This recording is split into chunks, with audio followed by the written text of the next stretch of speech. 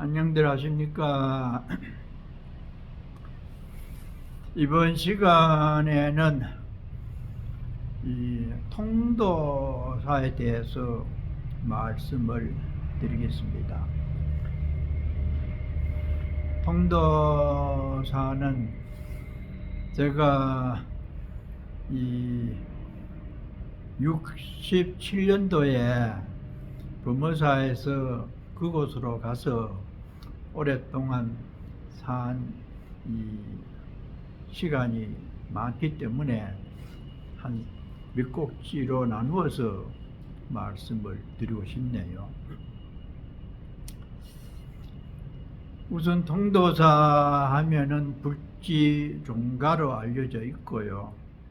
우리나라에서 이 사찰 건물수가 가장 많습니다. 68채라고 전에는 알고 있었는데 지금은 더 늘었는지 모르겠어요.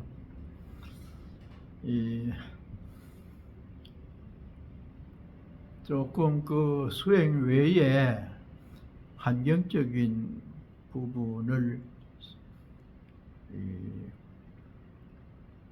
함께 나누고자 하는데요.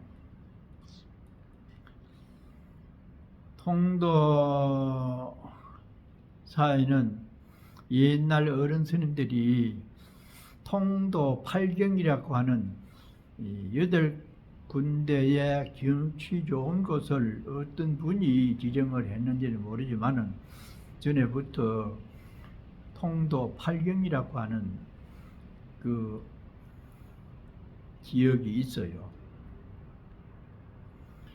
첫 번째는 무풍한송입니다. 무, 춤출 무자, 풍, 바람 풍자, 한, 찰 한자, 소나무 송자입니다. 무풍 한송. 솔바람이 춤을 추면서 나뭇가지를 흔들더라. 그곳이 바로 산문에서 들어가는 이 솔밭길입니다. 그전에는 그 길 하나뿐이었기 때문에 마차도 다녔어요. 67년도는. 그래서 짐이 있다든지 또 관광객 노인들이 마차를 타고 일주문 입구까지 다니고 이렇게 하다가 지금은 그 건너편에 새로 길을 만들고 그 길은 완전히 우리 신도나 관람객들이 걸어가는 곳으로 아주 멋지게 만들어 두었어요. 그곳을 올라가면은 왼쪽에는 맑은 물이 콸콸 조용하게 흐르고 천년 소나무가 바람을 맞이해서 쏴 소리를 내면서 춤을 추는 그 상황을 무풍한송이라고 했습니다. 바람을 불면은 소나무 소리가 나고 또 흔들리기 때문에 그것이 마치 바람이 춤을 추면서 그곳을 지나가는 사람들에게 노래라도 들려주는 양으로 묘사한 것이 무풍한송의 아름다운 전경이었습니다. 그곳을 거기 아마 한 2km쯤 되는지 그곳을 오르내리면은 참으로 통도사나 산중무 솔바람이 나의 정신력에 끼치는 영향이 지대하구나 하는 것을 말없이 느껴집니다. 그래서 부산에 사는 여유가 있는 사람들이 집을 팔아가지고 통도사 주차장 옆에 아파트로 이사를 많이 왔어요.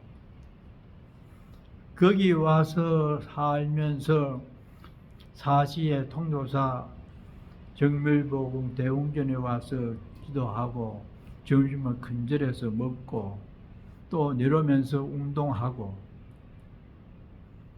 그런 가구들이 지금도 많이 있습니다.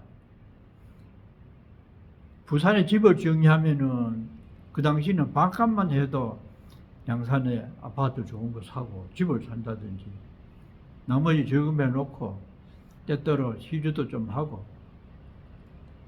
기도 드리고 운동하니까 얼마나 좋아요. 그런데 내가 치운함에 좀 있을 때에 하도 좋아서 무풍한송 그 길을 포행을 하려고 내려가서 걷습니다. 아이 내려가는데 올라오는 노보살림 신도들이 방향은 반대편인데도 아이 스님들이라고 걸음을 멈추고 큰 절을 간절하게 해요. 그래서 그 다음에는 밀짚 모자를 좀 눌러 쓰고 눈이 마주치지 않을 정도로 푹 눌러 쓰고 내려가도 또 노보살님들이 건너편에서 절을 하고 아이고 참 절을 안 하면 좋겠는데 법문을 자주 들은 그것이 있어 그러는지 특히 노인 보살님들이 그렇게 해가지고 영 부담이 돼요. 안 되겠다. 내려가지 말고 그러면 치운암 쪽으로 저쪽으로 솔밭속으로 포행을 해야 되겠다. 운동 겸해. 그쪽으로 방향을 돌려가지고 가다 보니까 청춘 남녀들이 소나무 뒤에서 부둥켜 안고 있는 모습이 가끔 눈에 띄어요. 그래가지고 그것도 또 미안하잖아요. 그 다정한 시간을 즐기는데 웬 승려가 또 쓱 지나가니까 그래서 내려가지도 올라가지도 못하는 그런 상태를 느낀 적이 있었습니다. 그게 무풍한송이고 그 다음에 두 번째가 치운모종입니다. 치운암에서 들려오는 저녁 종소리. 아마 옛날에는 더 고즈넉하고 그랬겠지요. 저녁 예불 종소리가 그렇게 좋게 들렸답니다. 저녁에는 예불할 때에 종을 치면서 문종성번에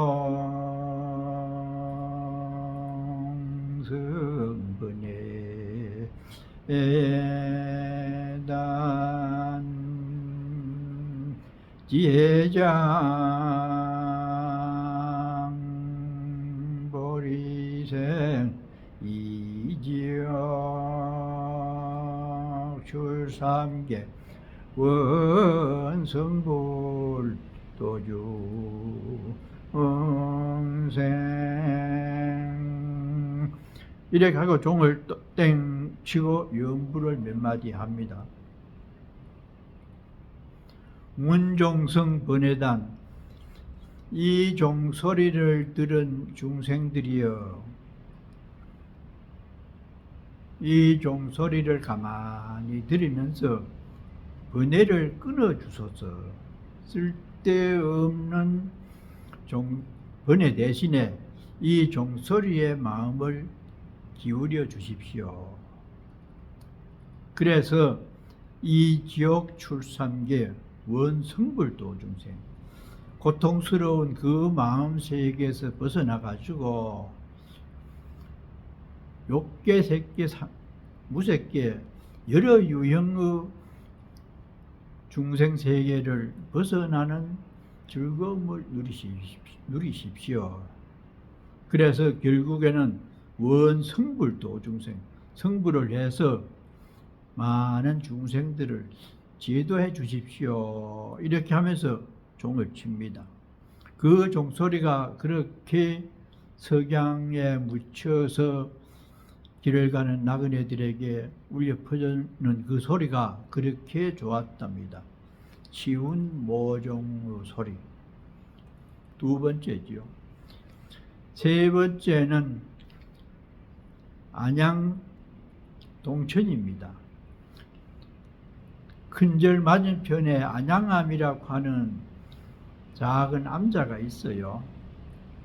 안양은 극락세계를 말합니다. 편안하고 좋은 곳이죠. 편안한 안자, 기를 양자. 극락세계의 다른 이름이 안양입니다. 안양에 가서 그쪽으로 이 왼쪽으로 나가면은 거기가 동쪽인데 거기에서 큰 절을 내려다보면은 참으로 아름답습니다.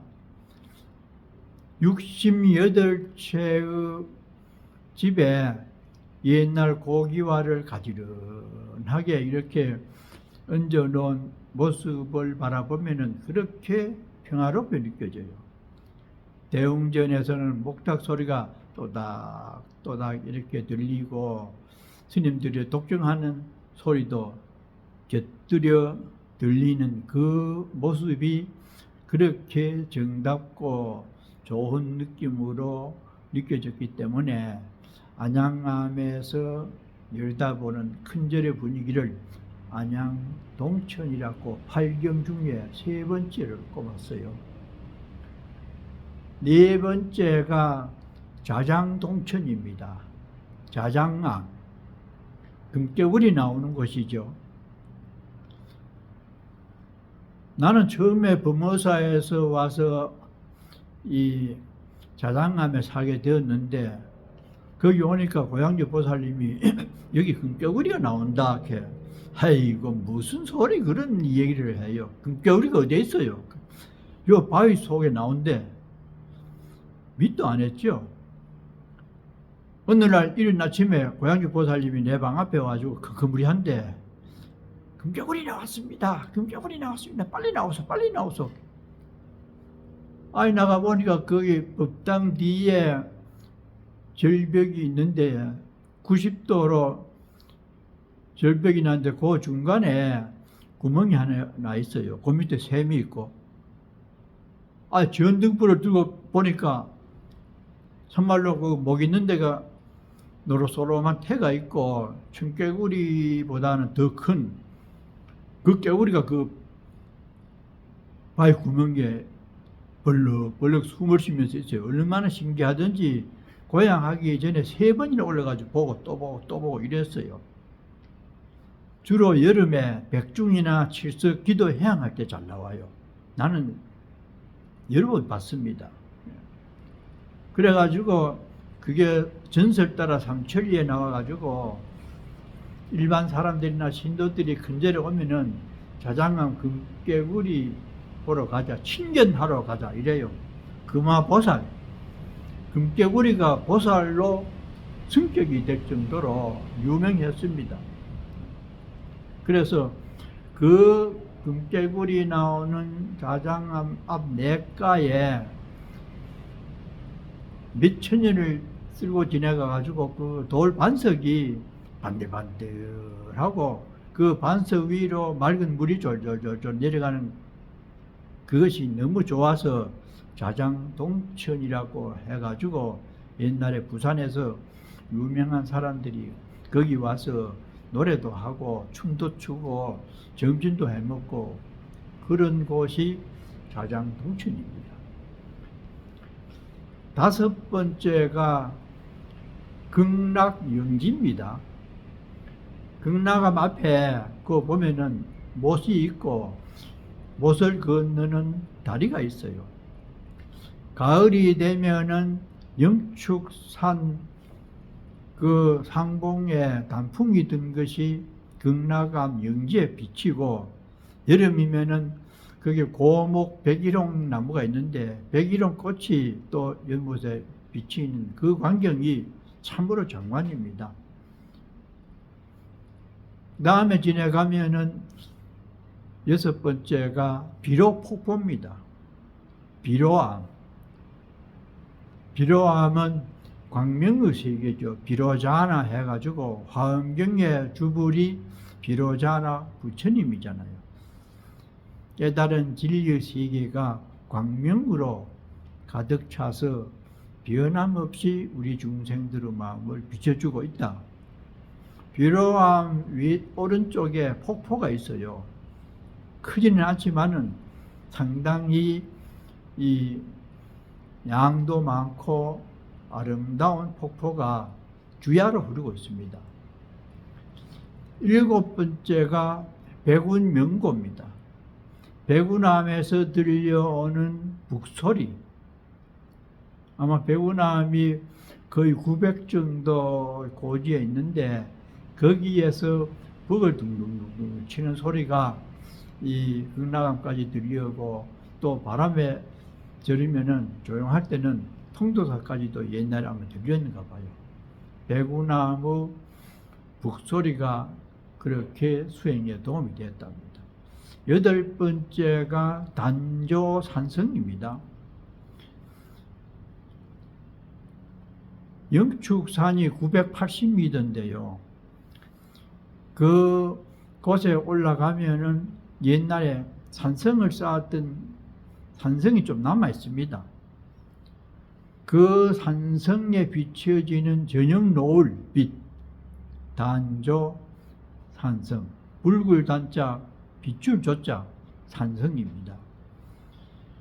우리가 강원에 있을 때에 이 봄이 되면은 이 어른 스님들이 시켜서 봄 나무를 뜯으러 거기 갔어요. 곤달비라고 하는 나물이 있는데 굉장히 부드럽고 이 향도 좋고 맛이 멋진 곤달비를 뜯으러 갑니다. 큰 백소철 걸빵을 해가지고 짊어지고 쌀을 씻어서 또 확인이 지고 고추장만 갖고 가요. 한 20, 30명 학인들이 쭉 가가지고 거기 가면은 희한하게도 상봉 밑에 샘이 나와요. 물이, 맑은 물이. 곤달비를 뜯어가지고 걸망에 넣어놓고 책임진 사람이 밥을 합니다. 밥을 해서 뜯은 곤달비를 씻어가지고 고추장에만 찍어 먹는데 그 맛이 얼마나 좋은지. 한참 젊을 때에 그 높은 산에 올라가서 공기 좋고 물 좋은 데 가서 그 좋은 산나물로 점심을 먹었던 그곳이 바로 단조 산성이었습니다. 그래서 절에 내려가서 삶아가지고 가을이나 겨울에 나물이 없을 때 반찬으로 해먹고 이랬던 기억이 새록새록 나서 이번 시간에는 통도 팔경에 대해서 말씀을 드렸습니다.